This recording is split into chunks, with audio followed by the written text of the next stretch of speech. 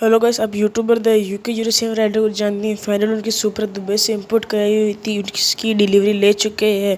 Let's को अब देखते हैं डिलीवरी में कार को कुछ हुआ तो नहीं। It's happening after 7 days. We will have our supercar here. Let's go.